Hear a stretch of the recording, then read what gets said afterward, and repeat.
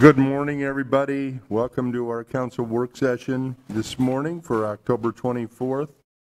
We've got 3 items on our agenda this morning: Polk County Conservation with 4 Mile Conservation Update, preschool child care, libraries, early literacy. Mr. Manager? Yeah, I think we can get started. You got in right under the bell? Yeah. And so any quick notes? No, I'll go ahead and have Rich come on up. Our first conversation is about Polk County Conservation with the new, the new feature that's being considered. All right. Well, thank you for having me this morning. My name is Rich Leopold. I'm the director for Polk County Conservation Board.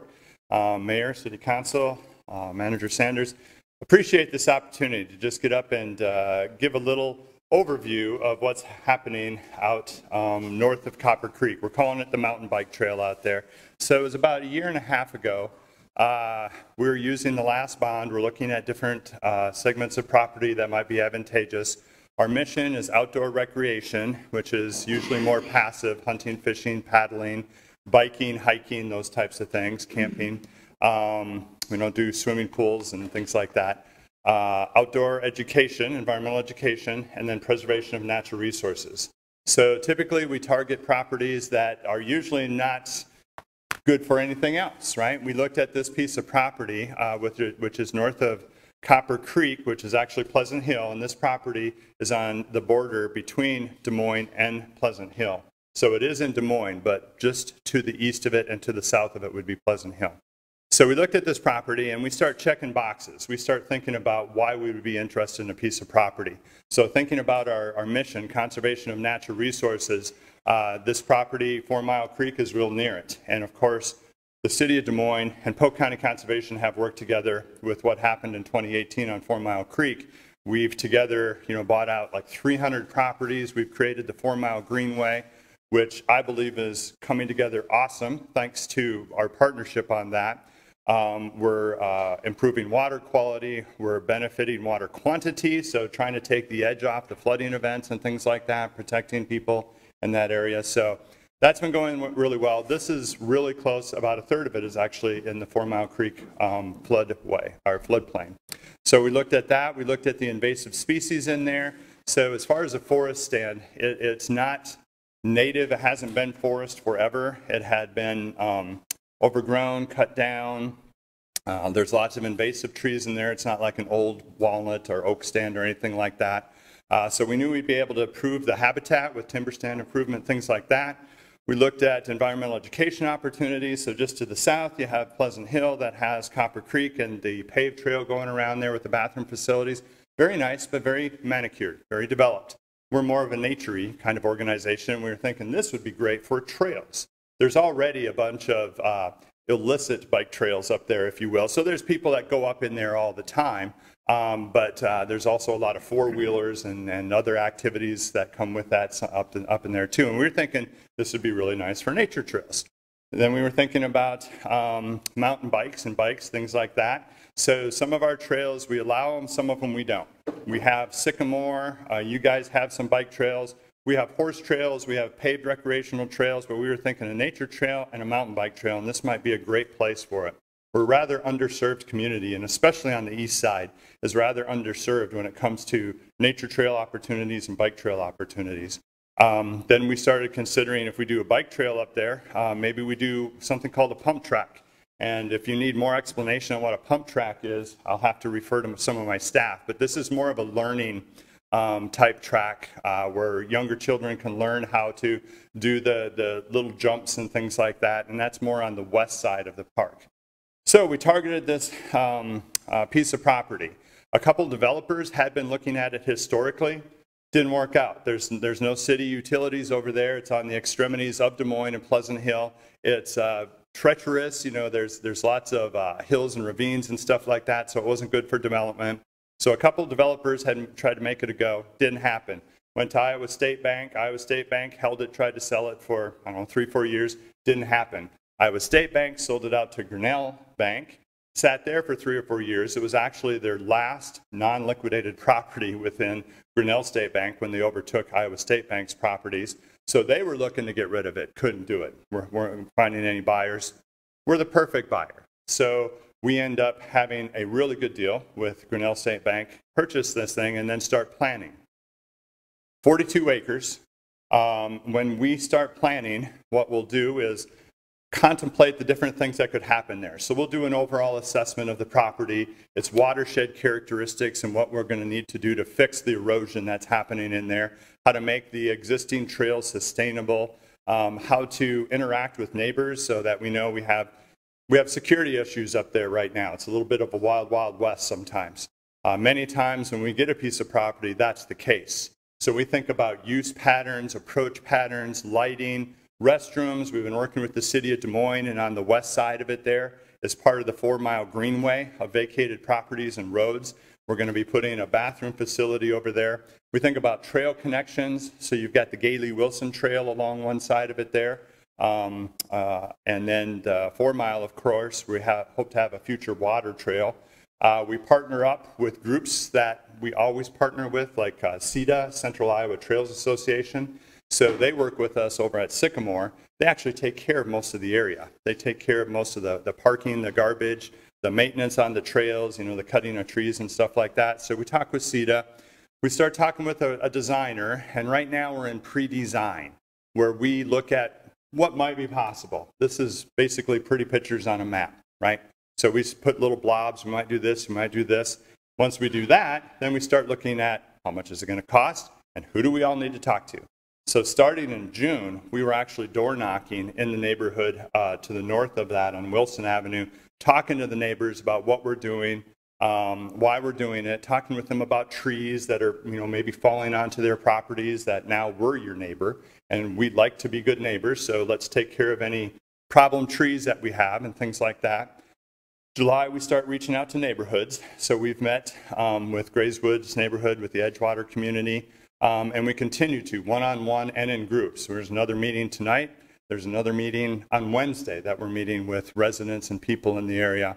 But reminding everybody, we've got a lot of FAQs, and I can pass those out here, that we are in design phase right now. So there's no engineering, there's no bids on the street. We're looking at everything right now, and everything is movable. The parts are. When we go to actual design and engineering, we'll be involving many other people, bringing them in and talking about different things like where are people going to be driving from, and how do we direct traffic, working with the city of Des Moines, to this parking area over here. What are the concerns of some of our neighbors? Are there lines of sight that they're concerned about? So people bought their property believing that they had a certain backyard. How do we continue that feeling? And we don't usually do fences. We have 16,000 acres in Polk County, so obviously we don't fence that much. But we do some fences. There are times when we have trails and stuff like that where people have requested it. And wherever possible, we like to be a good neighbor. So if there are fences we need to do, if there's certain timber stand improvements, so they're used to certain sites out their backyard, educating them on this is what it is, this is what we're proposing, what do you think? We've done a lot of this at Easter Lake, which is, again, surrounded by the city of Des Moines. And some of the changes back there, some people would be like, oh, I'm not so sure about that. Most of the people are like, this is awesome. I haven't been able to see the lake in 20 years, and really like the improvements that you've made back there. So that's the stage that we're at right now, is the pre-design.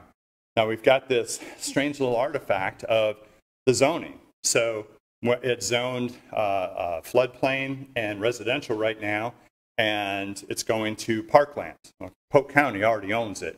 The floodplain will always be the floodplain. We can't develop in a floodplain just like anybody else can't. And of course, we're the ones that are really working on water quality and quantity, trying to lessen the effects of flooding events in the area.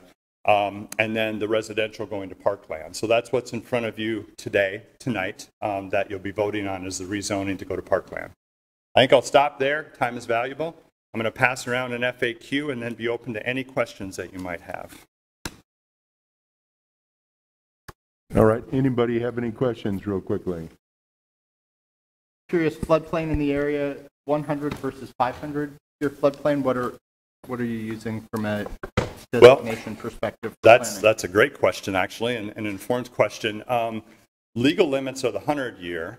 What we do is the 500-year. So when we looked at the 4 Mile Creek Greenway and establishing that with the city of Des Moines, we knew that because of the shifting climate, the 500-year is a much better model on which to base development and streets and infrastructure and things like that.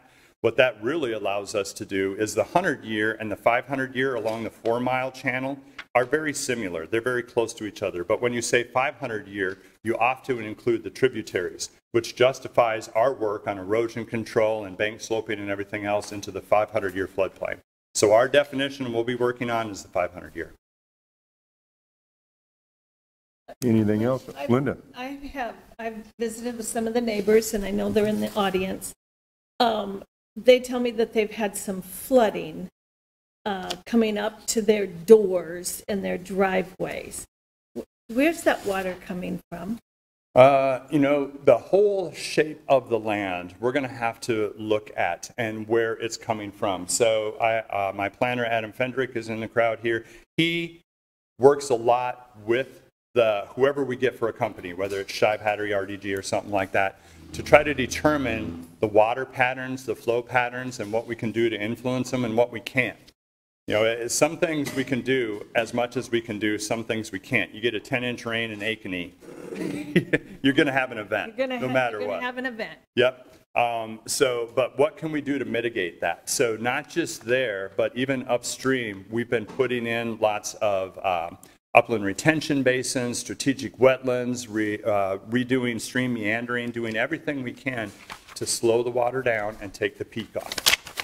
So we'll have to look at that when we actually get to the engineering phase. And I know up around East 34th and Easton, we put in some new basins. Yes. I mean, that's all designed just to hold that water there so it doesn't continue on down. It's going to help. So there's everything we've done. I mean, the 4-mile Greenway now, all put together, is 880 acres. It's huge. And we have been doing lots of restoration and, you know, shifting of plant communities, shifting of waterways, creating of oxbows, all of these things are going to help. You can never guarantee, because you get a 10-inch rain in Ankeny, here it comes. But we believe that hydrograph, we're going to be taking the peak off of it. So. Okay, good, thank you. And if I could just add to that one, Rich, you're working with the city stormwater utilities and the watershed as well, the regional watershed. Yes, the Watershed Management Authority, they've done a lot of hydrologic studies, water quality studies, and some economic development modeling. So we're working a lot with the city on that too. We do believe that this is going to be an attraction that's going to be helpful to the east side, bringing some economic development. So, Rich, I had a chance late in the afternoon yesterday to meet with some of the neighbors, and I have a few questions. I haven't read your FAQs yet, but so are there 2 pages? I'm not sure. But there are 2 they got pages. down here. Yeah, I don't know that everyone got 2 pages, so there's some extra. Oh, I only Somewhere along the line, you got lost. shouldn't have done our front and back being a conservation organization, but. Okay. All right. No, this is what I have. Okay. All right. Well, there's an extra. It has a lot of Okay. questions. So has there been an EPA study on this property? So the EPA, the Environmental Protection Agency, has certain responsibilities and spans of control, and then there are other agencies that do. So a lot of EPA is actually DNR. So the EPA doesn't do it. The DNR in Iowa has delegated the responsibilities of looking at stormwater development and erosion potentials and all of those types of things. So we work with the city of Des Moines and the DNR to look at what permitting and what issues might come up. So has that been finalized, or do you have to go through, you're in pre-planning now? Do you wait until you get the final plan and then go back to the Iowa DNR, or how does that work? Typically, so the stormwater management goes through the DNR. You have to have a engineering firm you're working with, and then it'll be the city and the county working together with the engineering firm. There will be plans that need to be approved for the whatever we're doing with stormwater planning that go through the DNR permitting section. So it's not unusual there wouldn't be a final report at this point because you're not. Right, right. We're just in design phase right now. All right. We don't have any of the engineering specs. Okay, and what about a habitat impact? Is that also you need to wait for that, or? So there are certain federal requirements you have to do for things like endangered species, Indiana bat and stuff like that. And of course, we not only obey those, we promote those everywhere to make sure that other entities are doing them, even though we don't have legal responsibility. But we will be doing all the compliant things that we have to do and way over and above. So right now, the habitat that's there is not very conducive to Iowa environments. The bird species, the reptiles, everything is a minimum of what you might see here. We do what's called timber stand improvement. So it's a scientific method of going in and assessing what's there, looking at what might need to be there, and then transitioning to that future. So like right now, you have a lot of rapid gullying, you have sheet erosion, you have those types of things. The plant communities are very disrupted. You don't have the spring wildflowers that you are supposed to have in that type of a natural setting in Iowa. So what do we need to do to clear away the honeysuckle and greenbrier and buckthorn and stuff like that so that we can get more of a natural setting in there? Okay.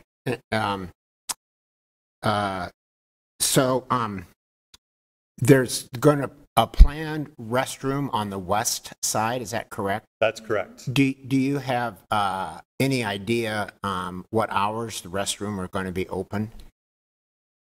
Usually our parks are set hours or sun up to sunset. Okay. So I say usually because that varies a little bit depending on the park and the use patterns. You know, yeah, Jester Park is very different than the Lordson Skate Park is very different than Easter Lake. So we try to look at set hours and what they're going to be.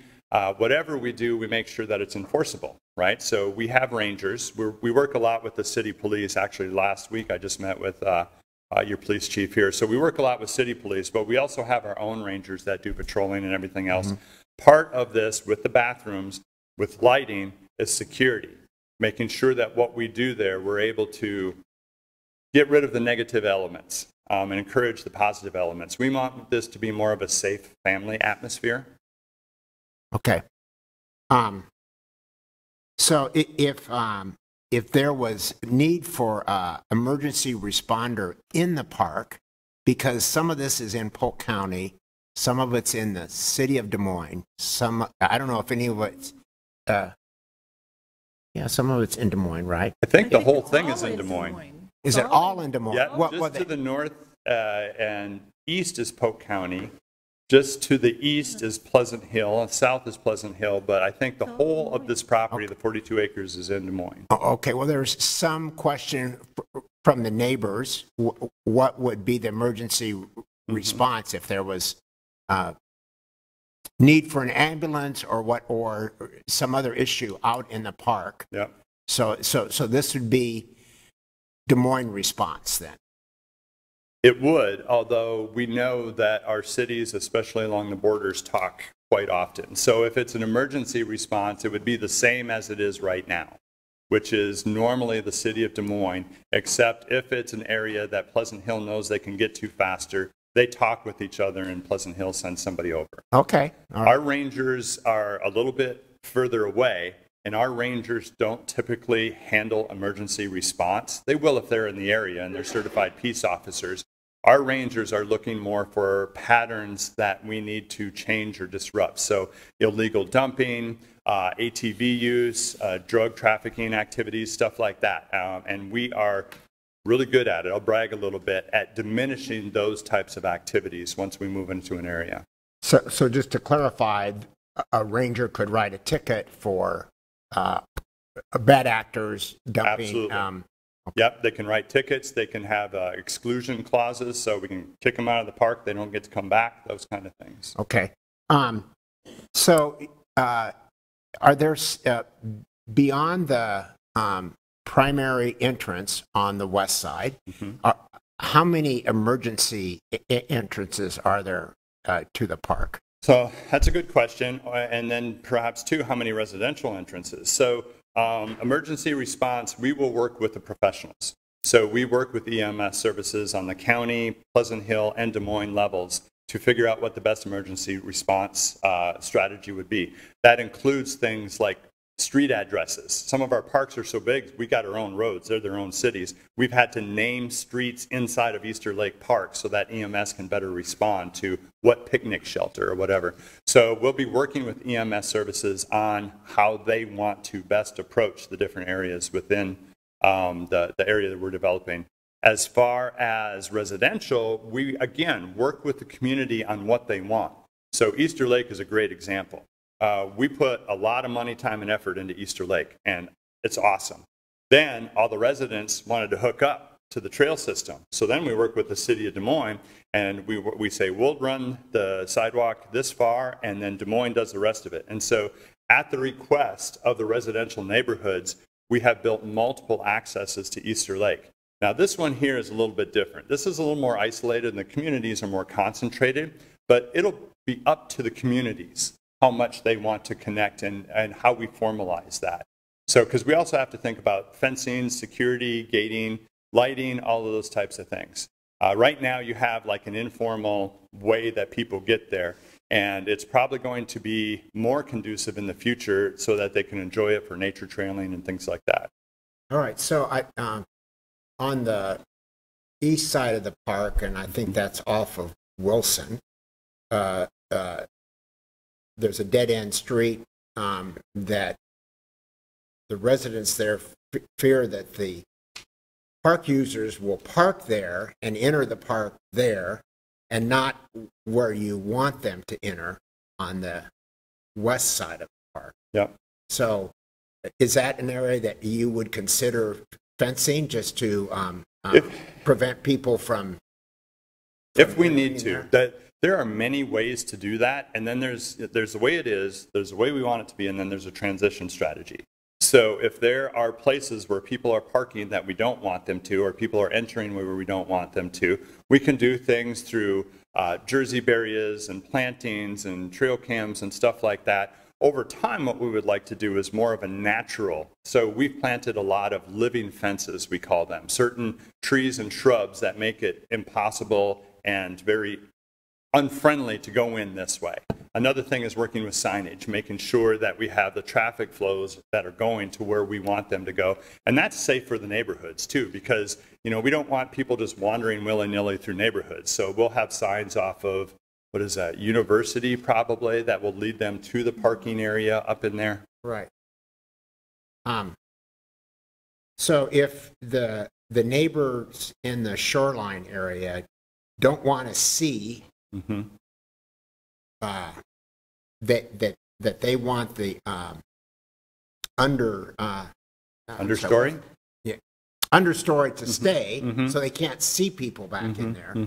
Is that possible to do? We'll certainly work at what needs to happen. So, like I said, typically we don't build fences, but we can build fences, especially on this type of a project. If there's sensitivities and fences make good neighbors, we'll talk about that. We believe that living fences might be a better way to go. So this is what's there now. What are we going to have in transition, whether it be just a man-made fence, but what kind of trees, what kind of shrubs, what kind of natural barriers. And some of this has to do with traffic flow too, right? People, like anything else, usually follows the path of less resistance. So if you have an area that you go up and you don't want them going this way, you do certain things that lead the traffic flow this way rather than going this way. So we can work with a lot of the habitat in the area to see what we're going to do as far as directing traffic flow. Okay. And the parking lot on the west side is the currently planned for how many vehicles there? Not even done yet. We're still in design. So how many vehicles? So conceptually, we're trying to. Okay. So I think Sycamore is around 20 vehicles. So. Yep. And roughly how many miles of trail are in Sycamore? Sycamore has 7 miles of trails. Okay. And how many miles of trail are you thinking in this area? About 4. Yep. So it's not going to be as long as Sycamore is. It's more of a compacted area, but it has more terrain. It has more ups and downs than Sycamore would have. But Sycamore is basically Des Moines River bottom. Flat, yeah.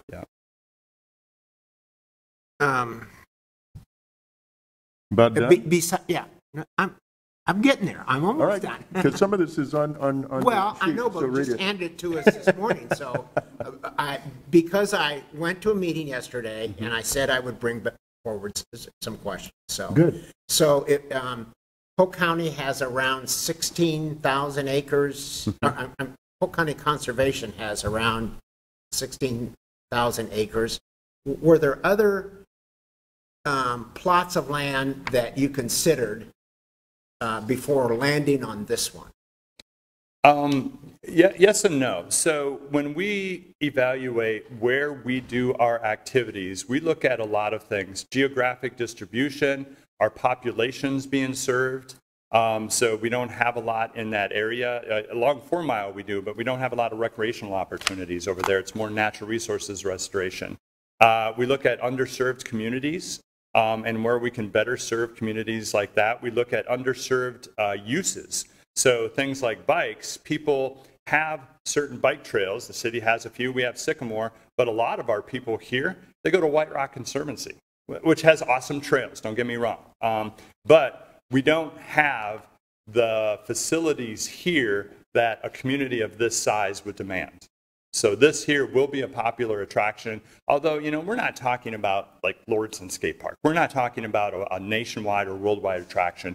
This will be a local, regional attraction. So people that do this type of biking will be attracted to this place. But we're going to be doing other things. We look at Sleepy Hollow, which is to the south of that, and we're going to be doing some really cool winter sports things down there, by the way. But we might consider some bike trail stuff, too. We're working with the city on maybe how to connect Sleepy Hollow and the Copper Creek. So you got the Gailey Wilson Trail right now. That's awesome, and we'll be having trailheads along that. But is there another opportunity to parallel a trail there, perhaps? Is there a way to connect to the state fair? So there's other questions that are being asked in that area right now. Well, this location is just so close to the Gailey Wilson Trail that it almost... It checks it off our list, and 4 Mile too, is for water trails. So. Well, thanks. When you say regional attraction, so you mean people will travel from the region, but it won't be like event-based? No, we might have events.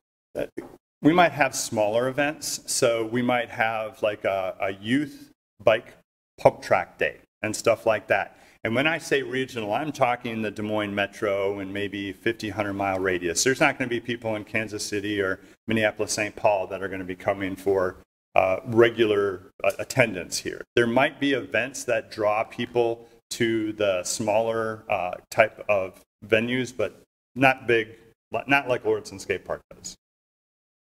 All right, and in the shoreline area, where so those are private streets, they could, if they choose to, it's a private street, they could have cars towed from there if they, all laws apply. Yeah. Pardon? All those laws still apply, and we'll be working with EMS services and police on both sides to see what we need to do as far as traffic flow and enforcement and things like that. But for example, Joe and I and Josh are aware that in the Bridge District, there are private streets there that people use for events at Wells Fargo, and vehicles get towed there because that's a private street. So the same could apply in Shoreline if there was a fear that people, I'm not positive why they would park there, but that they would park there. Absolutely. So they have control of that. They absolutely have control. And the cities too, in enforcing anything along street parking and things like that.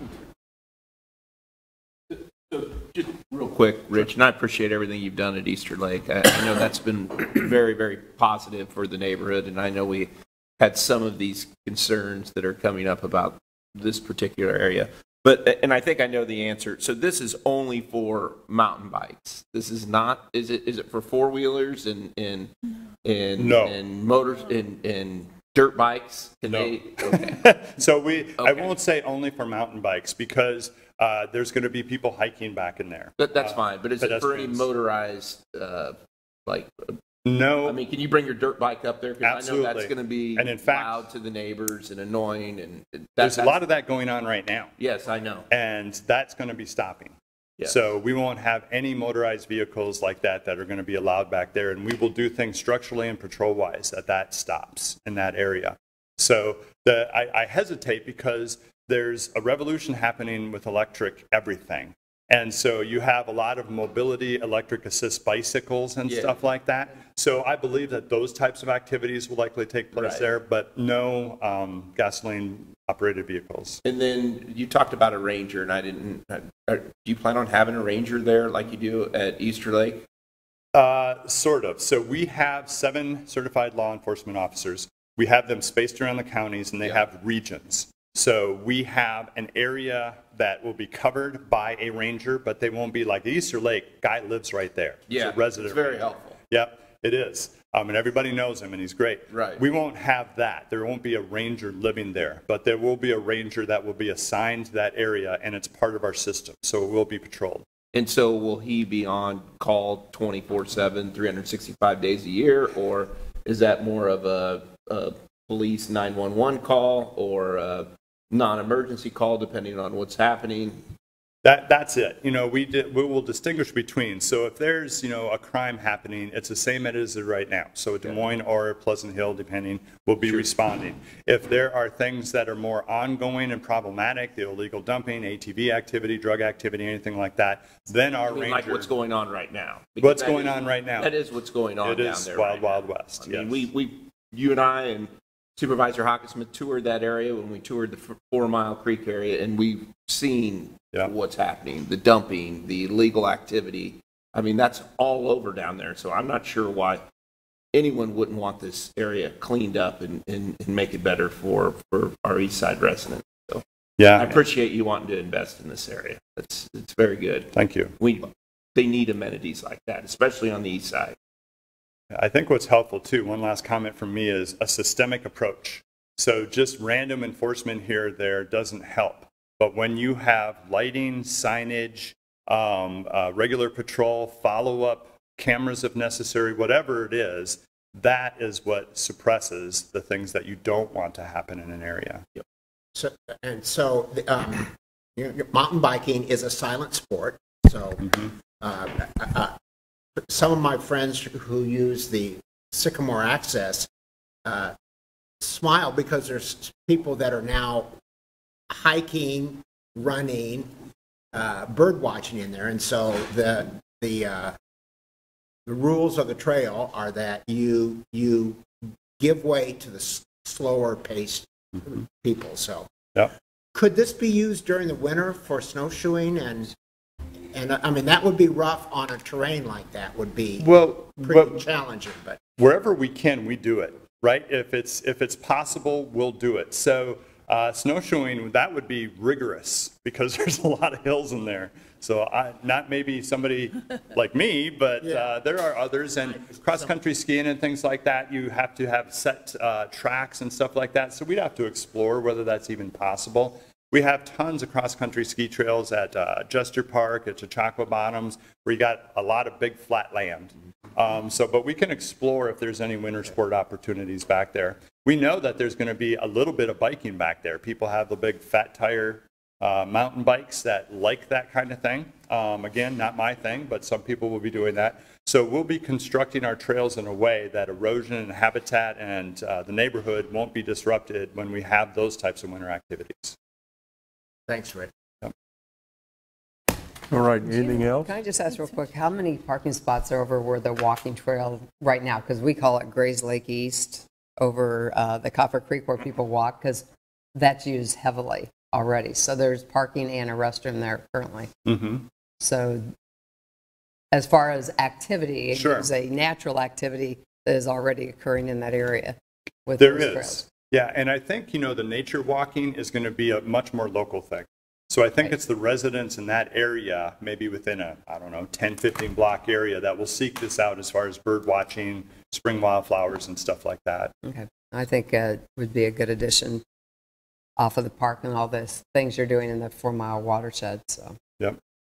It'd be similar to Strasser Woods as far as the habitat restoration that we do.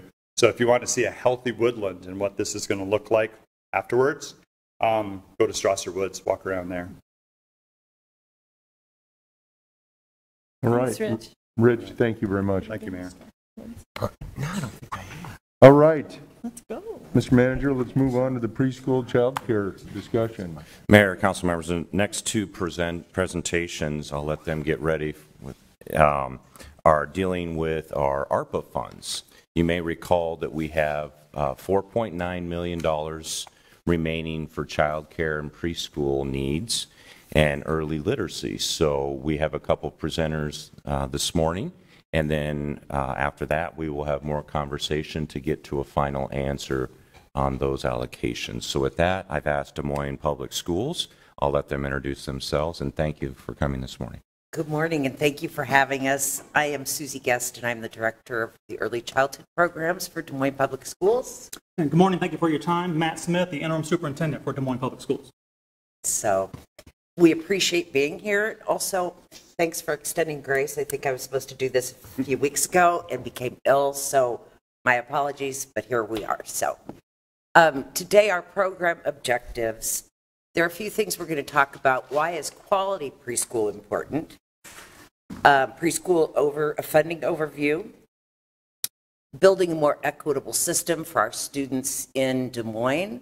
What challenges we have, and what our plan would be for the funds, for the use of those funds. So those are the 5 things we'll cover. So why is quality preschool important? I think the key here is the word quality. Because there's lots of preschools out there, but a quality preschool provides research-based curriculum and instruction, intentional social-emotional instruction, instruction across all domains of learning, so that would be math and literacy and social-emotional and physical, and then adherence to performance standards. So in preschool, there's lots of different performance standards. There's the National Association for the Education of Young Children standards. There's the Iowa Quality Preschool Program standards. There are Head Start standards. There's the Iowa Quality for Kids standards. They go on.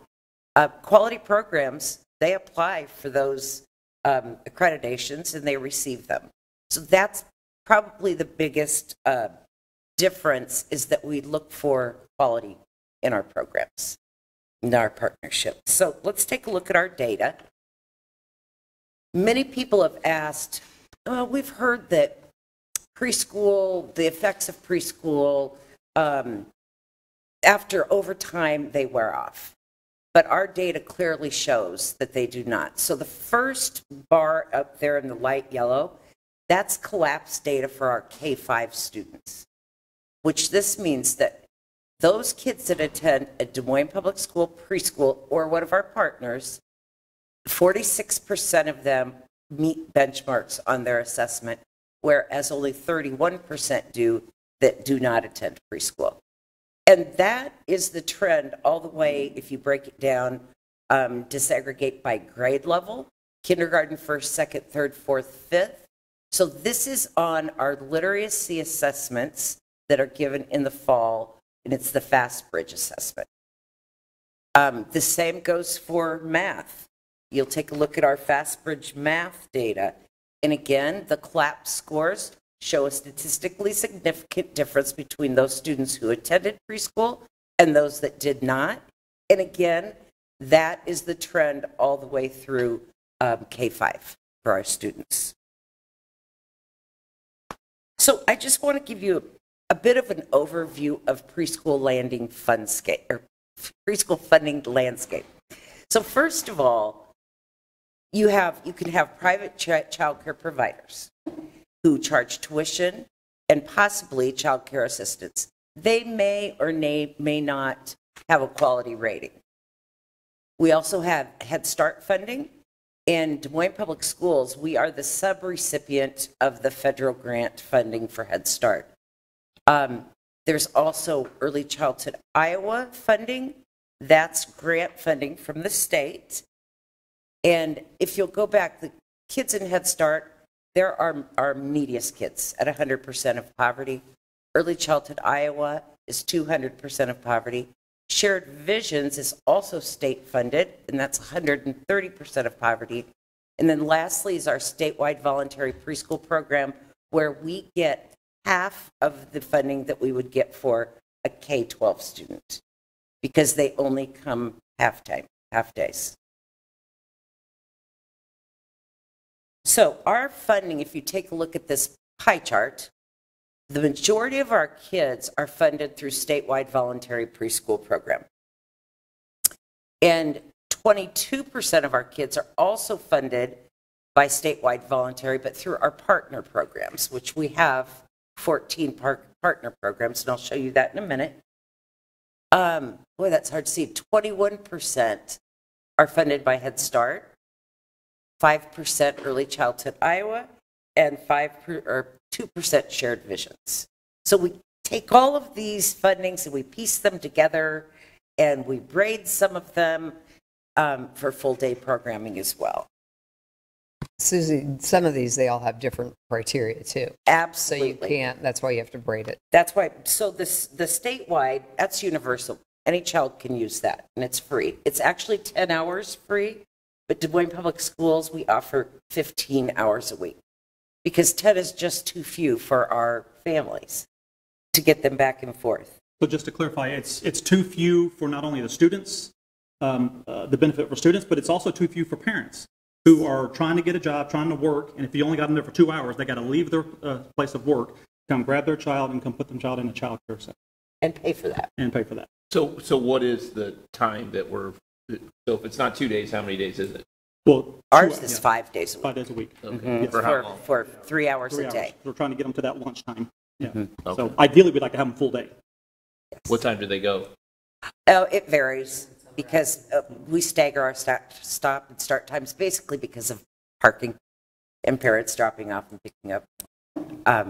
So 8 to 11, 8 So are they at all the Des Moines public school elementary schools that you? No, I'll show you right Yeah. here. There's specific sites, but then we do have some at the elementary sites as well. Okay. So here are our community partner sites. And we have 14 of them. They're spread out throughout the city. And I did take a look at which wards these are in if you're interested in that. So we have Bidwell, Riverside, Capitol Park. We have 7 dioceses. Our 3 of them are United Way Coalition child care centers, and then others are private, such as the Science Center, Westminster, and Grace Methodist. So, and then in addition to that, Des Moines Public Schools also we have 4 large sites. So we have McKee, Mitchell, Woodlawn, Taylor, and then we have programs out in 5 elementary buildings. Which are? Moulton, McKinley, Capitol View, Walnut Street, and Coles. McKinley, Moulton, and Capitol View, those are all shared visions programs. So with shared visions, you have to be at 130% of poverty, and the kids have to live within that school boundary. Sure. And it has to be full day, but shared visions doesn't provide enough funding for full day, so that I braid that with universal preschool funding. So they're able to go full day Yes. For preschool there. So then if you take a look at this, Des Moines Public Schools, we have 1,021 slots for our statewide voluntary preschool program. And this is data from 21-22 because we just put our count in and it hasn't been certified yet. Our partners, they cover 473 students. Head Start is 420 students, but please note that we actually take 200 of those slots and braid them with statewide to make full day. And Susie, when you talk about partners, Yes. you know, you go out, there were many Catholic churches and some other religious institutions there. What do you mean by partnering? Are you paying them to do this? So a partner, when we bring on partners or our current partners, they have to ensure that they follow all fiscal and programmatic requirements of the statewide voluntary preschool program. And so if they do, then as of count, then we will funnel, we're the stewards of the funding, and we'll funnel that money to our partners. Okay. And it's based on child count. And those are all private employees. Those are not Correct. They Des are Moines not, Public School. that is correct. Okay. They have to ensure that their teacher is certified and has an early childhood endorsement. They have to ensure that their associate is certified. They have to use a research-based curriculum. All of the things, and that's in what we call our 28E agreement. And that's part of the criteria for being a partner with DMPS. If I were to open up a daycare center and call it a preschool, but I've got no certified teachers, I don't have a certified curriculum or research-based curriculum, I would not be able to partner with Des Moines Public Schools. Because we want to know that not only are we providing it, we're providing high-quality pre-K services for students and families. Yes. And so does the director, if that's the right term, of each of these sites have to have a specific certification also? Yes. Okay. So if they're Des Moines Public Schools, we have principals or associate principals in the buildings. The director of these child care centers, yes, they have to be certified. It's about 3 different things that they can be certified in, and that's based on the Iowa Quality Preschool Program standards.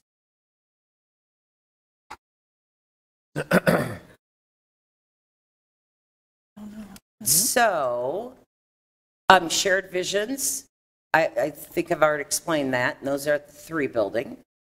And then I've also put up there too what it means to be at 100% of poverty. So for Head Start, it's $27,750 for a family of 4. Shared Visions is $36,075 for a family of 4. Early Childhood Iowa is 200% of poverty, which is $55,000. Now, Early Childhood Iowa, what we have done is we have braided that funding with universal preschool. And if you're at 200% of poverty, you can actually receive a scholarship for full day. Or we can combine that also with child care assistance. Because the parents are paying some for their child for the preschool. No? If they're at 200% of poverty or below, they are not. Right, but if they're above that, Yes, we have tuition. They'll pay Okay. tuition. okay. Above the 15 hours. Yes. But this isn't enough. I mean, there's a greater need than for example, the 95 slots that you're talking about were the 200%. Yes. Absolutely. Yes. We would have many more students who would be eligible at that level. We just don't necessarily have. I've braided all that I can. Right. Yeah. So when she talks about braiding, you say you take one student and they could have 3 funding sources That's to right. get an all-day experience. Yes. So they individually go in by each student. Yes. That's a complication of the But funding. if I don't meet that poverty level and I come to you and say, here's my child, preschool is at no cost For 15 hours a week. for 15 hours a week, regardless of income, That's correct. regardless. That is And correct. just put it in there. And then if I want to do more than that, then I pay. You pay or Yeah. you work directly with our enrollment office to see if you meet any of the income guidelines Right. for any of the other Yeah. funding sources. Okay, got it. So equitable funding needed. So we know 1 in 7 Iowa children live in poverty. Des Moines Public Schools in our community, we are 75% free and reduced. We have over 100 languages spoken in Des Moines Public Schools. But currently, this year, only 38% of our kindergarten students attended a Des Moines Public School or partner preschool program. That is atypical. Historically, it's been about 50% of our kids. I'm guessing with COVID, we're still feeling the effects of that. But historically, it's always been about 50% of our kids. So we've got a large number of kids that aren't being served. They may be being served, but we can't guarantee what type of program they're in. And they may be, and when you say they're not served, they're just not served by Des Moines Public Schools, but they could be going to private preschool They could. or some other. Right. That 38% doesn't consider any other private preschool? It does not, because I can't guarantee the quality. So a child could attend Susie's daycare down the street Gotcha. and sit in front of a TV all day. I don't know that. However, they could probably also be attending Plymouth Congregational, which I'm certain is probably a very quality program. Okay. But I don't have the data on that. Okay. So of those not attending, I went through the kids. In Ward 1, there's 668 students. Ward 2 was 375. Ward 3 was 250, 61 of them from Deer Ridge. And Ward 4 was 535. And what does that number mean? That means the number of students that did not attend quality preschool. They did not attend either Des Moines Public Schools or one of our partner programs. That was kindergartners from that. Yeah, but they still may have gone to the Science Center preschool. No, Science Center is one of our partners. Okay, So if they went there, I'd know that. okay. So, but there are other, I mean, there Sure. are other preschools. I just can't guarantee quality. Yeah, so 38%, you're just saying 38% haven't attended one of your Yes. programs. Yeah, and I think what we're trying to emphasize is Or the data. only 38% Sure. attended. Yeah, and when we look at that data in terms of students meeting benchmark and proficiency, if you attend a Des Moines Public Schools preschool program or one of our partners, the propensity of a student to achieve at higher levels on assessments is significantly higher, and it's sustained throughout the course of their primary years. Well, within your preschools, you're also teaching the curriculum that they're going to be learning. It's all tied together with the curriculum that you currently do in aligned. kindergarten. Yes. It's all aligned. Yes. So that's why, so even at 50%, half students not having, or even if it was 60 or 70%, you still have 30% that don't have any preschool experience at all. Correct. So again, it makes a huge learning curve when you get to kindergarten. It does. So our challenges, obviously, their enrollment. We've got kids that aren't attending. We're serving less than half of our kindergarten students. Our numbers are still down from pre-COVID. We're still down about 200 students. Transportation is always an issue. Parents getting their kids back and forth, that midday time, it's just not easy. It is an allowable expense to transport our kids, but if we did that, transportation is so expensive, we'd be serving probably half of the number of kids we're serving so far. Transportation is probably most difficult for our refugee populations. And finding that transportation midday is just not feasible for many of our families. Hours of programming, again, they're limited. 10 hours are required. We provide 15, but still, if you're working full time, that's difficult to do. I remember, it was a long time ago, when my kids were in preschool, there's no way I would have been able to transport them back and forth. Restricted funding. So each funding source, Connie was kind of alluded to this, each funding source has different requirements. And so when you're grading, some things are allowable, some things aren't allowable. So we always have to look at that.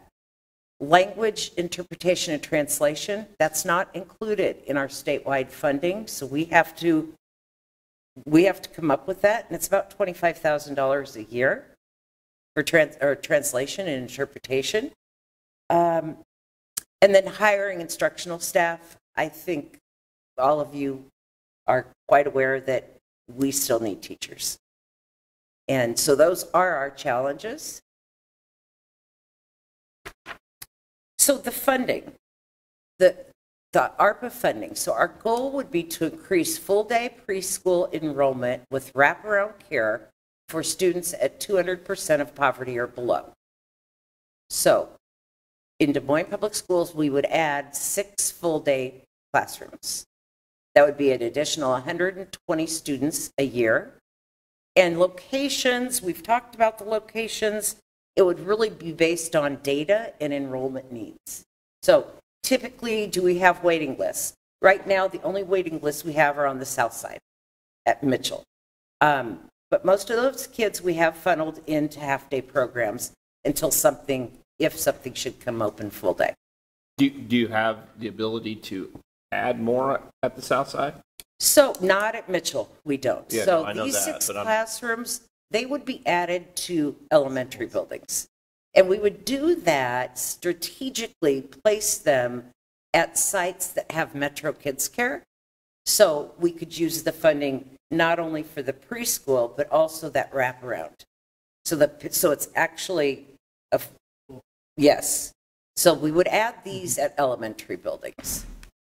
So And- have, Go oh, ahead. sorry. No, Is please. there room at the elementary schools? I mean, Some of them- obviously in my ward, I have the most need. So do we have the ability to do this at the Southside elementary schools? Yes, in fact, I've got a list of buildings that have space available, and that also, we need to look at that, and then also where the needs are.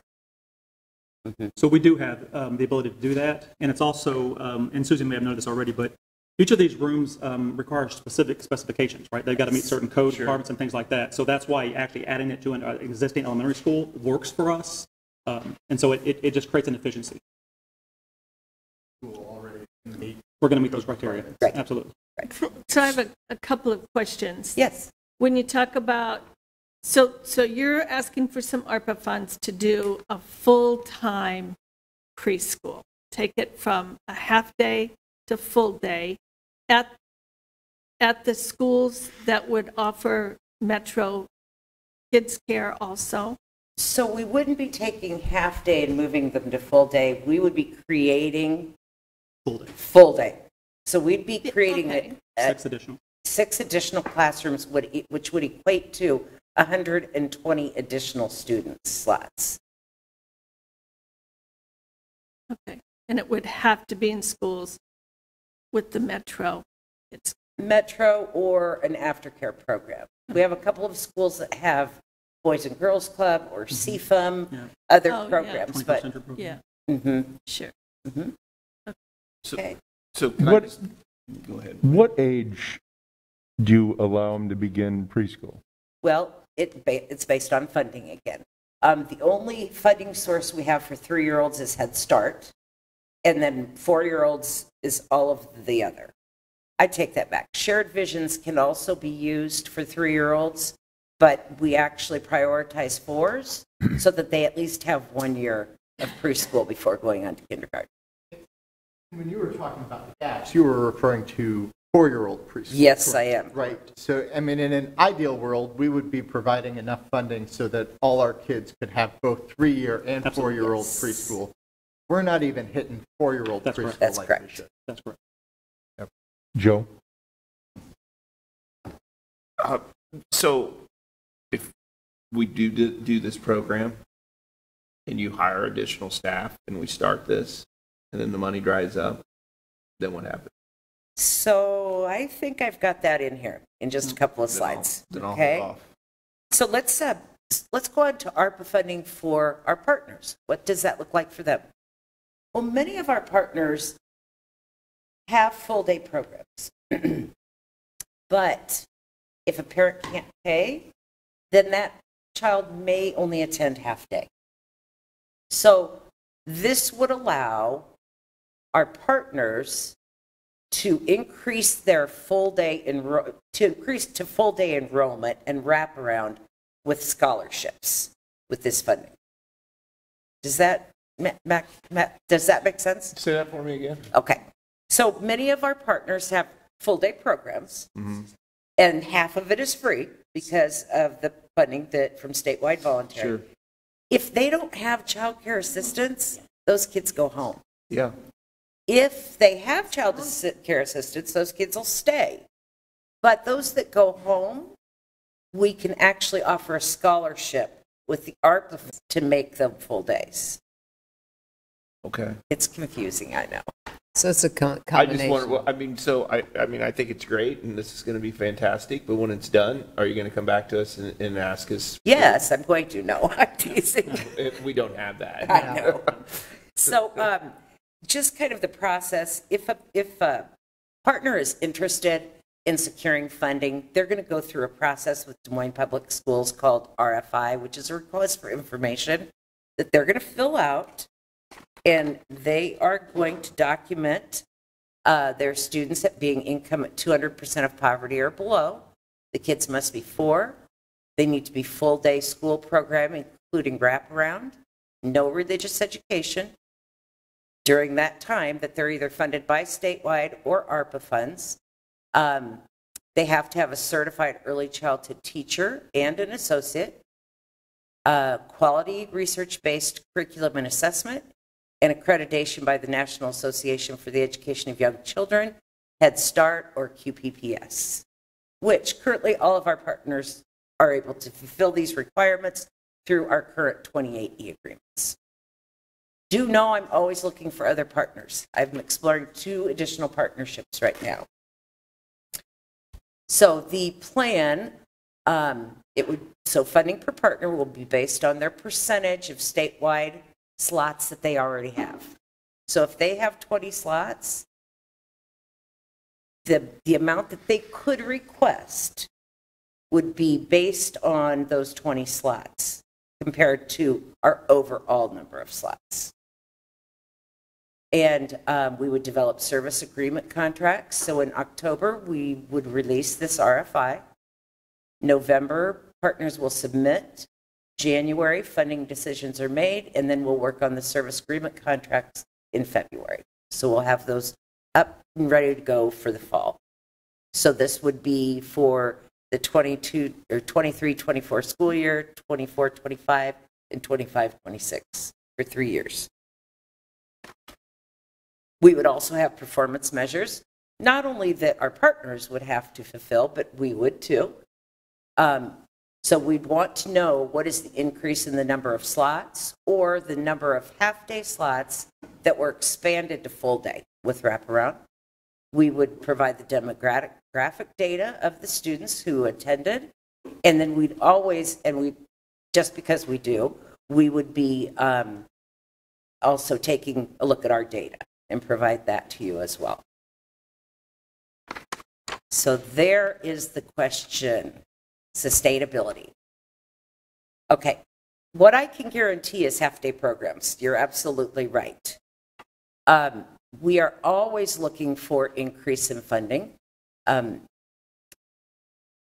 is Des Moines Public Schools' legislative priority, and it has been for the last several years. However, I don't know, I feel like we're making some ground on that a little bit. Yeah. Our grants department constantly was looking for grants for us to supplement. We did receive a Kellogg grant a few years back, which helped us start up our Taylor site. We can also look at increased funding from our current fiscal supporters at ECI and United Way. And then we're also considering scholarships from the business community. So those are our ideas about sustainability. But, so in 3 years, if these priorities don't take place, then the programs that we've started they go away. No, so no. Yeah. we continue to staff them. Yeah. You would just Or go we back to won't half be able day. to do as many people. You wouldn't. We won't be able to do as many full day because I can guarantee the half day. So what we'll do, okay, let's say we start up a program in the fall. Those kids, we will count them in our statewide voluntary count, okay? So then the following year, we're going to get half-day funding for them. So the first year, we'd have to use the ARPA funds to fund the whole day. But year 2 and 3, those kids will be generating funds because we will count them on our statewide voluntary. So I will braid these kids just like I do Head Start or Shared Visions or ECI. So getting things off the ground, like it's that first year cost that is a barrier, and so being able to add that and getting it enrolled then leads to funding for that for the next year. So that's for half day. That's yes, the sustainability piece. In an ideal world, we'd figure so out full day, right? But Exactly. but our investment helps create those classrooms that can continue for half day. Yes. As long as the state dollars continue. It allows us to generate funding, and it's the prioritization of funding what works, right? And so as we are prioritize what we're spending our dollars on in Des Moines Public Schools, data speaks loudly, right? And so there's a phrase that we're using right now, that in God we trust, everybody else bring data. This data actually represents a significant investment in the overall academic experience for students. And so we're going to continue to invest in preschool even with our own district dollars, right? We're going to make sure that this actually happens for us moving forward because the data works and we see it in front of us. And that's the one thing about preschools. I've been on this for, even when I started, that minimum $7 is saved down the road on a student by investing in preschool. So to have to go through this kind of structure of chaos is disappointing that we don't have people recognizing that and funding it from the get-go at the state level, because it is proven, not only just academic, but social and emotional, how important preschool is. And I know it's been a lobbying, we lobbied when I was on the board, so hopefully, but this, every student you help makes a difference, even though it doesn't, this helps generate money, but every student that we can give a full day program to is tremendous for parents. If they can go to work, if this is inhibiting people from working, this gives people an opportunity to get back to full-time employment. This is every bit as much as a workforce development initiative as it is an educational experience for students. This is also the #1 legislative priority for IASB. Question? Yes. And maybe you can put it back up. I'm hearing that there are no preschools, Des Moines Public Schools, on the northeast area, on the north side of Des Moines, up in the Highland Park, Oak Park area. We've got Patel, Madison, Oak Park.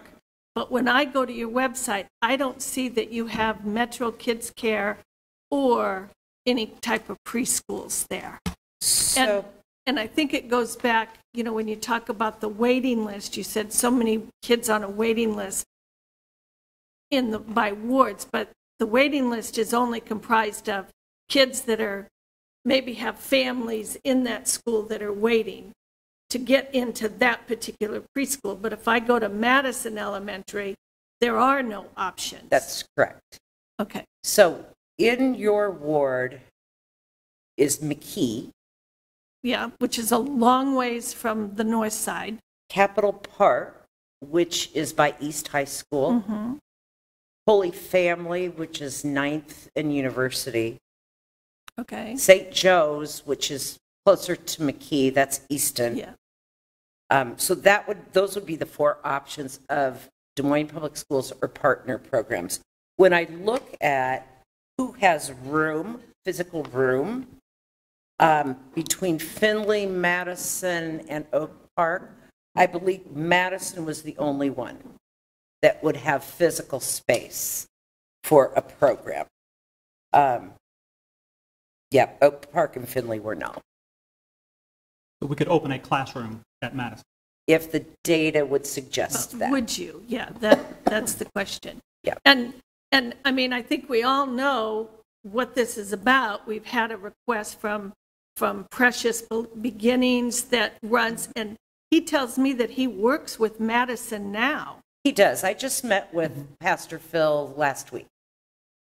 Okay. Mm-hmm. And so we're working together. He knows what he needs to do in order to become a 28E partner with us. It's a lovely program. It's a beautiful facility. So we've been in contact, and you've been in contact with him as well. Okay. Mm-hmm.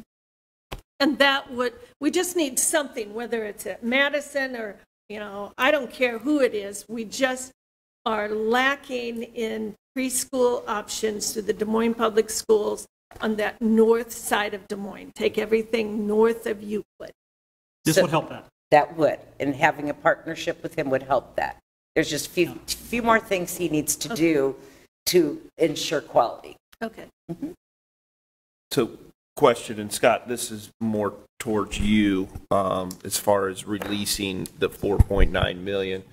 Would you look at releasing maybe a portion of that, getting reports back of where the money's being used at, which wards, which kids, how we're helping? I mean, I'm obviously 100% in agreement to make this work. I just think that there's a few unanswered questions that they're not able to answer yet either.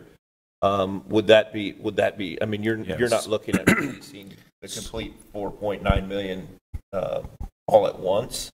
So my thoughts on that, since it is a 3-year initiative, is to set the money aside and let each of the entities know how much of that is for them to plan on, and so that we could come back after the first school year and talk about what adjustments the council would like to see, something of that nature.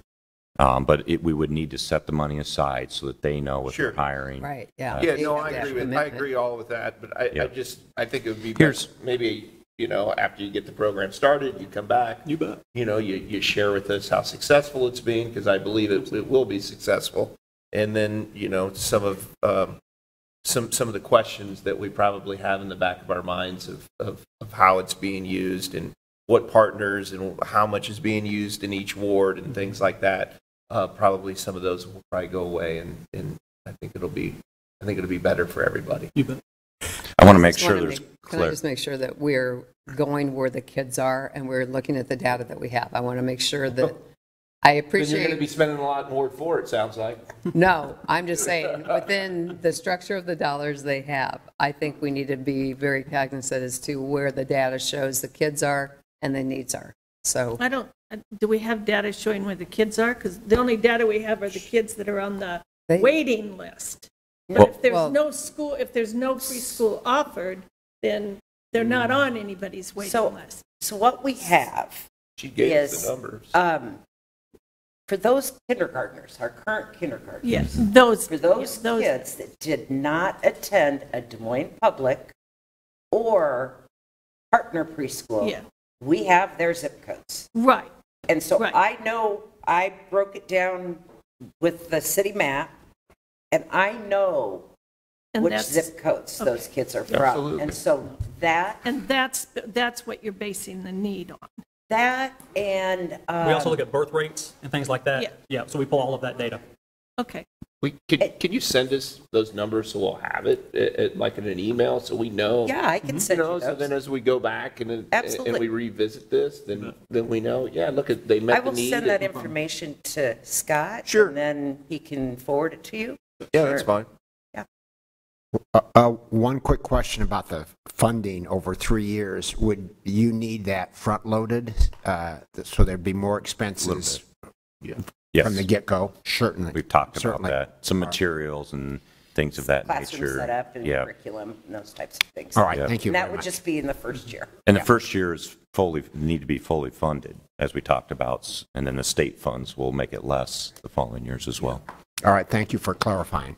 I do also want to clarify that in the conversations with Des Moines schools, we've asked them to really play two roles here. The first of which is create these 6 classrooms that they've talked about from scratch, essentially, to service 120 kids a year.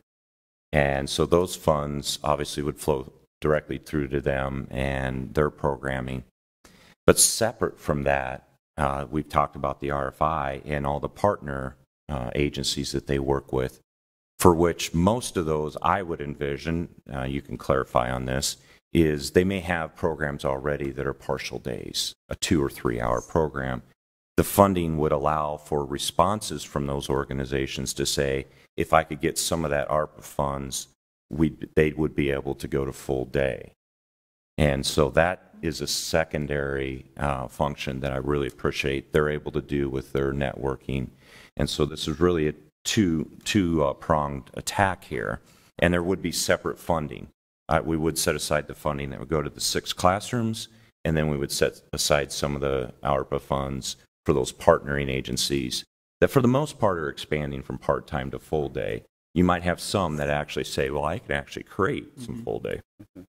But And so when you say full day, you're talking about what would be the equivalent of before and after school care or correct. Metro Kids type of, so, Yes. So it would be the full school day with that wraparound care. gotcha. Okay, thank you very much. Allowing for a full shift for the parent if they so chose to work a full shift Okay. outside. Man, I don't know why the employers in Des Moines wouldn't be excited about this. Right. So That's the idea. they we need them to be excited about this. Especially moving forward. Thank you so Thanks much for so your time. much. We appreciate it. Thank you so much. Thank you. Let's move on to libraries and Yeah. early literacy.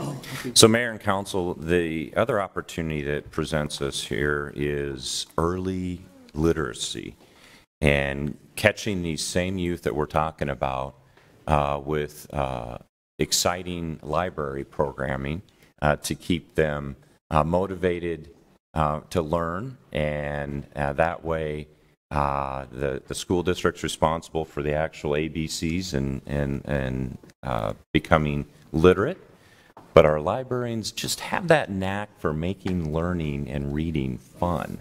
And so I'm going to turn it over to Sue. Thank you, Scott. Good morning, Council and Mayor, City Administrators and Clerk.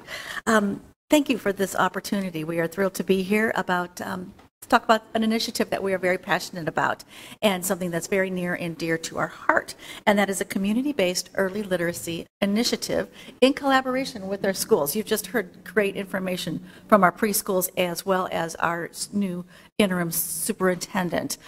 We have never been able to work in such close collaboration with the schools as we have in the last year, and that is something that we have been working towards, a goal of ours for many years. We have been watching those literacy rates for quite some time, and that's why with our strategic plan, we initiated a high-level initiative for providing leadership in early literacy support and access for families in Des Moines. This is a problem that we've been I feel like we're the Lorax jumping up and down on our stump. We speak for the kids. Very excited to be here to talk about these goals. So we will put an initiative together that's a couple of different things that we'd like to tell you about today. Providing early literacy support to our early childhood educators that you just heard about through access to quality reading materials and on-site literacy-based activities. This is an outreach program. We provide books, materials, and staff that go out into the schools. Raising community awareness of the simple steps families and caregivers can take to raise school-ready children. This is a public awareness campaign. We want everyone to know about our schools and how great they are, but they have been struggling for a long time, and it's going to take all of us, everyone in this room, everyone at the library, and we talked about our businesses. Everyone is going to be affected by this issue. And the third goal is something that we just do. We foster that love of reading, and we want to educate families on the importance of enrolling their kids in preschool. Susie just made a great presentation about how important it is to get our kids into preschool. We want to help with that, as well as those early literacy practices. And we've been doing this for quite some time. And why? We are responding to a severe need. You saw that very telling graphic of what the difference is between kids who go to preschool and kids who don't go to preschool. But I'd like to show that a little bit further in that the difference is still pretty unacceptable, still somewhat abysmal. On September 8th, the Des Moines Register put a pretty big article in the paper talking about STEM, math, and English language arts and how we are trying to make up for some of that lost time that did happen as a result of the pandemic. So we took those informations. We went to the Department of Education's site, and we took that information, and this is the graph that you're looking at. We wanted to compare how Des Moines is comparing to the rest of the state, and then we took a little bit of a deeper dive, and we wanted to look at how Des Moines is faring next to our suburban metro school districts. And you see a big red line going across the way, and that's our school system. And that's an F. We're failing. And we look at some of those green lines, North Polk, Johnston, Ankeny, Waukee, they're in the 80th and even 90th percentile. We're in the 40th percentile and the 50th. And those kids who don't go to preschool are those ones that are even lower. And we've been looking at this for a little while, and this is nothing new. The school board has been on this, and they have worked with United Way, and they worked with many different agencies. This is why we decided this would be a high-level initiative a couple years ago. They decided to put some benchmarks, those fast scores that Susie told us about, from 52% on average to 72%, which, by the way, is still a low C, by the end of 2024. And if you look at those numbers, third grade, that's the grade that you've got to be reading by, so that you can learn to read so that you can read to learn. So that's a critical point in any child's reading curriculum. So you look at those numbers. They've come back a little bit to pre-pandemic levels, which really bottomed them out for quite some time. Still not acceptable, and even less acceptable. On the next slide, we have the third grade black male scores, and they take a look at that 2021 figures: 27, 31, 23%. So this is an equity issue, and we're not serving our kids, and this is a travesty. One interesting caveat is you see some blue there, and that's fantastic. That's some goals that they are reaching. Grade 0 is kindergarten, but what happens after kindergarten? And this is kind of across the board, across the years. They come in from preschool strong. We support our preschools. We've been a part of the preschools for years. And something happens after kindergarten. Then the scores go down, first grade, go down second grade, and third grade. And they really need to be going up every year from that. And so we were hoping, what can we do? And why the library, you might be asking? This is what we do. This is our mission. And I don't know how often you get to see our mission and vision statement, so I'm going to take the opportunity to just bring it up. We want to strengthen our community by connecting people with the ideas and the tools that they need to enrich their lives. That's what we do. And even more importantly, our vision. This is all of our vision. Create a stronger, more dynamic Des Moines where everyone's potential is realized. The future of our kids, they will not realize their potentials if they cannot read. And that is so alarming to us. And that's our goal. This is what we do as a library. So I would like to introduce our community engagement supervisor, Ashley Molson. And she's going to tell you a little bit about what we're doing now, which is basically the tip of the iceberg, because that's all that we can do with the staffing that we have, and what we would like to be doing going forward. Ashley? But I would also just like to recognize, he won't be speaking with us, but Bob Mahaffey, who is just here in moral support of ours as a former city council person, as well as one of our trustees. So we've got a great team here today, so thank you. Bob, we got room for you up here. Hi, good morning. My name is Ashley, like Sue said, and I'm in community engagement for the library. I've been with the library for about 14 years. And I am very proud to send both of my sons to Des Moines Public Schools. So I will start with that. We love our school system. There are a couple of outreach initiatives that I hope you're familiar with, but if you're not, let me recap them real quick. We have funding through Polk County Early Childhood Iowa for our Simple Steps to Early Literacy Success. So what that is specific funding to reach the birth to age 5 out in the community. Of course, we do this internally as well, but this money goes back out into the community. We want to break it down into the simplest of terms. Read, write, sing, play, and talk with your kids. Do that in the grocery stores. Do that while you're folding laundry. So it really makes this something accessible and beneficial to families without having them go to a certain location, all those barriers. So it really is about meeting people where they are and reminding them if you're doing it, great. Pat yourself on the back. You're setting them up for success. And if you're not, what are some very simple ways we can bring that into what your daily routine looks like? And then the second one is our Rosie Reader Outreach, which was around for several years. It went away with funding cuts quite a few years back, and we've brought it back with some funding and some support with Rotary and our foundation. So the goals for this year, and we have one dedicated full-time librarian doing outreach, but we also have support from our youth librarians across the system. So we will go to, and we do, all of the preschools in Des Moines. So that includes the 4 big centers, but also the remote schools that they were talking about, Capitol View, McKinley. So we go there twice a month, and we bring in those early literacy programs. So that's a way for the kids to get excited and motivated about the books, but we also leave the books in the classroom for the duration of the school year. And those sites are really, they're super organized, so it's really easy to work with them because, you know, Mitchell has 14 classrooms. We can bring in a set of books for each classroom, and they rotate them throughout the year, so the kids are continually getting excited books that they want to read through. It presents more of a challenge at a center like Conmigo where we are because they have the babies and then they have the 3 to 5-year-olds, so those books don't necessarily rotate. So our librarians go there and refresh the collections more often. What was the last place? At Conmigo. We've got deposits at Conmigo. So, and that's one of the affiliates of CMPS. Scott. And we do the same for Mundo Pequeño. So we're in the schools through Rosie Outreach, and then last year we started in the spring when we hired our outreach librarian, getting into second grade classrooms. And we look at reading scores because we wanted to not just get into schools where it was the easiest for us to make a relationship, but where do the kids need us most? And so I'm very pleased to say that over the summer we had a really great conversation with the MPS, and they helped us prioritize where we are going this year. And it's not just the reading scores, but it's also what other resources are the schools getting. So if they're already getting some additional funding and resources, maybe they don't need us as much as a school who has similar reading scores but doesn't get that additional resourcing. So we're working with the schools. Each second grade classroom will get 4 visits, and it will go through priority order based on what the school has supplied us with. We also do after school, so 21st century learning sites and metro sites, and those are again based on those priority lists. So we're only getting to about 8 of those right now.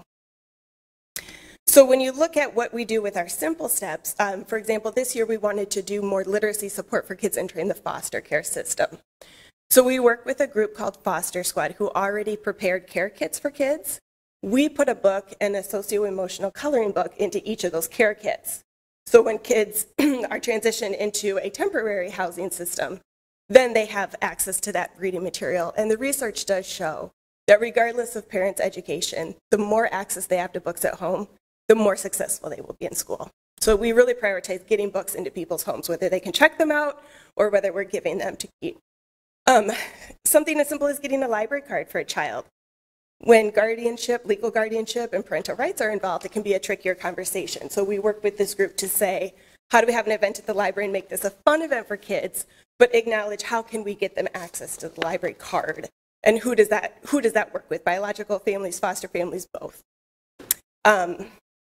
Knock and Drop is also listed up there, so sorry. So what is that? That's a food pantry specific to the Latinx community. So when we go there, we're bringing books that are in Spanish or they're bilingual, because that was identified as one of the key things. People need books in home. They want to be able to read a book in the language they're comfortable with. So those are a couple of examples of where we are and how we're already doing this work. Well, here's a nice quote from a second grade teacher, really just saying, this is what we're doing. We're getting the kids excited about books. They are jumping up and down when books are coming in because maybe they have access through their school library, maybe their family could take them, but chances are, and based on our priority and reading scores, that's not happening for whatever reason. So through the course of our visits, we're asking the kids, what are you into? What video games do you play? What movies do you like? What games do you play with your friends? And the very next time we visit, those books are in a box. And it was a random one was Titanic one time. She was like, are you doing Titanic? Is that part of your curriculum? Nope, I have no idea why the kids are into Titanic right now, but when those Titanic books came, kids on bellies, just reading books. And so that's the added value of the library. We're not teaching literacy, but we are encouraging intrinsic motivation to read, and that's truly what is going to drive these kids to pick up books and continue to read beyond the lesson in the classroom. They're going to go home and tell their families, I want to go see Rosie at the library, and a lot of families will follow their kids' interest to the library. It's free. Once they're in our doors, there's resources and benefits for every member of the family, but we have to get them to us, or we have to meet them where they are. Which brings us to additional resources and funding. There are many places that are, for again, many reasons, more challenging for us to work with. It is not their fault. A lot of them are nonprofits. They are short on staff. They are short on resources. And the mission is very, very broad and deep. They're working with basic needs. So, for example, Young Women's Resource Center. These are some of our young parents. We can get there to their event tonight, but we can't get there with the regularity and consistency that we're able to do with the preschools. And that's a staffing issue on our end. That's a resource.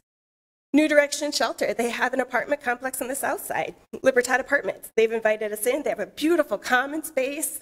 But again, that's a resource thing. The south side location has 10 elementary schools alone in their area.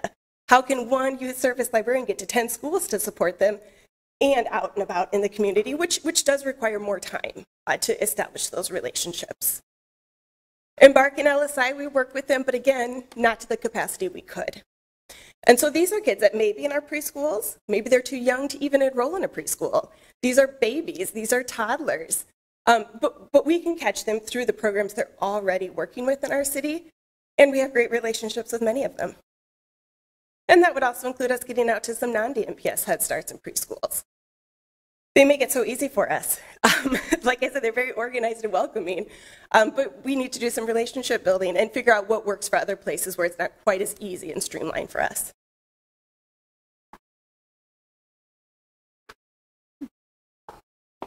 There is a second prong to this initiative, and that is an early literacy campaign. So what this is this is raising awareness. It's a library-led, citywide initiative highlighting the importance of early literacy, what we can do about it, increasing access to quality resources that foster this love of reading and learning. So we want everyone to get involved. We want the city. We want the schools, of course. They're already invested. We're invested. But other community and organizations, like all these nonprofits that we work with, community leaders, such as everyone at this table, and even we could get some funding partners in there. We can get trusted sources such as pediatricians and religious leaders. There's so many different people that we would love to involve. It takes a village. It truly does. This is something that has been a long time coming. This is the way big cities grow. As people move to the suburbs, the kids go to the suburbs, and it's hard to get people to come back. They'll come back if we have stellar schools and great literacy scores like we did when I grew up in Des Moines. So why? Children will not realize their full potential. This just takes us back full circle. That's our vision. Everyone reaches their full potential in the city of Des Moines. And our efforts are going to help to build those foundational literacy skills and help improve their chances for academic success and help move the needle on those pretty dismal scores I told you about earlier. So how is a public awareness campaign? This is traditional, earned, and social media. We have done this before. We have done this with the Simple Steps model. Polk County ECI has been funding us for 6 years. We know how to do this. We've done this before with pre-literacy skills. We want to take that model, which starts with going out into the community and working with focus groups and asking our community leaders, asking our early childhood educators what we can do to come together as a community. So that leads us to the funding. So with the funding, we have Ashley mentioned that we have one full-time librarian doing all of this, as well as some support from our branch librarians. Our libraries are coming back to life. Our librarians in the branches need to be working on what's the customers who are coming in, as well as their programming, bringing more people in. This campaign, this ARPA funding, would provide for 3 more full-time outreach staff, including benefits, as well as a 3-year community public awareness campaign. Some of the one time is outreach vehicles. We'd like to get some electric hybrid vehicles and outreach materials, and that includes books. So just some examples on the slide. That's a little early literacy kit. I've got a whole bunch of Rotarians going to be stuffing those in a couple of weeks, so we can get them out to 1,300 preschoolers in the city of Des Moines. And so it takes a community. We've got Rotarians working on this so we can get these bags to every single preschooler that we have, but we're also trying to get these types of materials out to foster squads and to other non-DMPS preschools and child care centers and daycare centers and kids who just come into the library. It's important for everyone. And so we appreciate the opportunity for this funding, and we'll put the funding to good use, and it can do a lot of great in our community. So thank you very much for this opportunity, and if you have any questions, we'd be happy to entertain them. Any questions? So, Connie?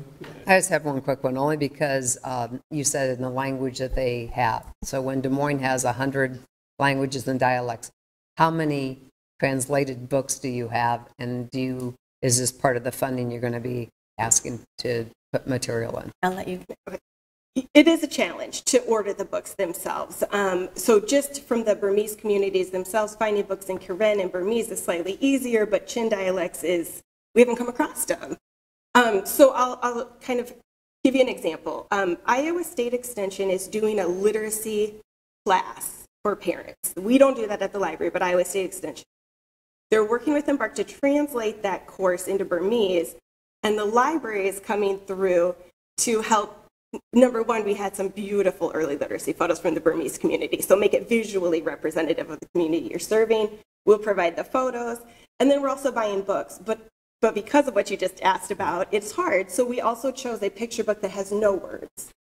because even talking through a book and the pictures is meaningful. So we roll that into some of the conversations. So when we can't find a book in that language, we try to find alternatives, whether it's pictureless or incorporating how do we retell the story. So the early literacy materials themselves are in 11 languages. So when that sheet goes home, and it's all things you can do around the house or while you're out and about in the community, there's no special materials. That's translated into 11 of the most common languages in Des Moines. Okay, thank you. Yeah, that's a really important point, though, and hopefully some of those hires would be bilingual, because we know that the Latinx community is just growing Got one question. like crazy in Des Moines. Sure. So actually, I think Forest Avenue used to be the go-to location for books in many different languages. Is that still the case, or tell me how the other branches have expanded? So I would say by location, it makes sense that Forest take a lead in that area, because of course, just when you walk into a library, to find a book spine that's labeled with the language you might speak in a sea of books that are written in English is a challenge in and of itself. So you have to make them discoverable and meaningful to the community itself. So at our East Side Library, for example, we just have English and Spanish books, but the Spanish books are featured very prominently when you walk in the building, and the youth materials are near the adult materials so that families can browse areas together. So I would say yes, Forest probably has the most languages represented, but each of our libraries has a collection at the very least in Spanish, and then it would be specific to their communities as to what other language groups. So does that require some reorganization or reshelving at the other libraries to expand the offerings? One thing I always encourage is that when you're putting particularly kids' books in other languages, to put them by, we call them early literacy stations, so the hands-on things that kids want to play with. Put the books by those stations so that kids never feel the stigma of having to go to the back area of the library or something like that. So yes, it is strategic. We often try to put them in high traffic areas so they're more discoverable or feature them on displays. But, you know, sometimes we can only get a collection of 5 or so in a language, and 5 books sitting on a shelf does not a collection make. So how do we really make them attractive and appealing and useful is a question I think we continue to explore. Carl? No, Carl. Joe. People get us confused. That's all right. Sue, will you go back one slide? So I'm going to ask the same question I guess I asked the other group. So as you look at hiring additional staff with this, and this is part of, because I leaned over to Scott because I didn't think we had a category in there. This is part of the 4.9 million. So as you hire additional staff and this funding, this ARPA funding is gone, is this sustainable? Sustainability is a question that Scott and I have talked about a number of times. As I mentioned earlier, the library is growing. We are experiencing this rebirth, this renaissance, and we are growing, and that will take growth.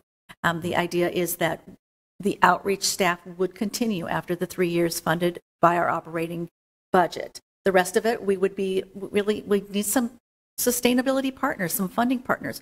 Luckily, we just have a brand new foundation director, and we have a great support with our foundation. And so we've received it in the past, and we will ask for it in the future for things like the marketing campaign, for the books, for the outreach vehicles. They're a one-time only purchase. So you're looking at an increase once the ARPA funding is done, what we typically do for the library in our budget cycle, an additional $250,000. Yes, and I would maintain that it will be necessary at the end of 3 years anyways, just with our growth that we're experiencing over the last 2 years. We would be going to the table for that one way or the other. I just want everybody to go in with their eyes open. Yes, thank you. I agree. I wouldn't disagree. That's with why you. it's number one. That's the big number. I wouldn't say that this is a bad idea. I just know that, in 3 years, we all need to be aware that, anything that we do with this ARPA funding, as far as staffing wise, we're on the hook for it. We are, and we want to be very good, equitable partners. Right. And we want to be able to prove that we are budging the needle, and if it doesn't budge the needle, if it should fail for some reason, which with our background, with our simple steps, which has only gotten bigger every year and more important every year, I maintain that we'll be able to justify this growth. But it would only be the 249 a year is what your additional would. Yes. The question is the 41,000, we would hope we can get partners to help We us would pick find up. community partners as But well as I our would foundation. Yeah. Yeah. Polk County ECI funds nearly that, maybe not quite. I would hope. So I think, The 30 and then the 30,000 a Rotary, year. the Rotary Club as well has really pledged Rotary a lot of purchased money. that van for us, and we've got some great community partners. We're building some fantastic relationships. And with our new director with Foundation, sky's the limit. Do you have to have two Rosies then? Two Rosie costumes? No, we've got some plushies, we call them. They're the Rosies that are about this big. So we will need a few more Rosies to I go out just to all the ordered classrooms. 8 new plushies because they go out to the classrooms. They're just more portable. They're well loved. But technically, we do have 2 big Rosies. Well, we do have the old Rosie, and then she kind of went through a little updo. And Carl, we'll put you in the Rosie outfit. Okay. Feel great, right? Yeah. I've been in that costume many I times. just I want just to thank hope Sue for everybody- being so progressive and coming up with seeing a need and how the city can really help within the schools. Thank you. Because it's been a lack of state funding for the last 12 years. No one's to blame for this, but this is the way It's big just the cities go. reality of what we're facing and what we need to do to help our public schools. Linda? I was just going to say, I hope everybody at this table has been into the library and purchased their coffee cups. Pink, or I picked up a yellow one the other day. Well, now we've got these cute T-shirts, and I almost wore my red one that says "I read banned books." They're very cute. They're for sale at Raygun. So, You know, this may be too in the weeds, but we're very strategic in how we even do Rosie. And the reason, if you're not familiar with why we have Rosie, is because for some of our littlest ones, when we go out and about and we're talking about public libraries, it's a concept that it's not tangible to them, but Rosie is. And we also don't want them to be attached to any specific librarian because there's that element of disappointment when you don't see that person in the library. But Rosie is somebody that you see on our vehicles, on our materials in the library. In fact, there was a preschool student who Maddie connected with, of course, during the course of the school year. She's at a food pantry over the summer. And the parents said, she kept talking about Rosie, Rosie, Rosie, and I thought it was a new classmate. And we couldn't figure it out. There was no Rosie in the class. We went to the library and she said, Rosie's here. And it was a pink furry monster. But it helps the littlest of ones to grasp that when they get to a Des Moines Public Library and they see Rosie, they are where we've asked them to go with their families. Yeah. So that's very strategic. And by saying I'm a Rosie reader, we're hoping to get every kid to identify as a reader, even if it's just the fun of the Rosie and they don't identify necessarily as an avid reader, but they are a reader. And we want every kid in Des Moines to identify Our as a Rosie outreach program has gone on for decades. That was my first full-time job. I was out and about in daycares, Head Starts, and preschools for 3 years. It's the best job ever. It's all love. They just love Rosie. They love the library. They love books. So exciting.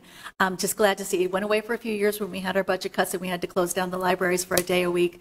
We brought it back a year ago, and it's just full steam ahead. And there's so much more that we could be doing. So thank you very much. Thank you. So, Mayor, if I could? Yeah. Okay, go ahead. So, given the time constraints, I would ask that if you get an opportunity to send some comments my way on these presentations this morning, I would like to be able to come back to council in November with a recommendation for how the 4.9 allocation would get divvied up so that we can get them the opportunity to get started with some of the resources that they need to procure. So if you could do that over the next couple of weeks, I can send out an email that kind of gets it started. And then individually, if you could contact me, that would be great.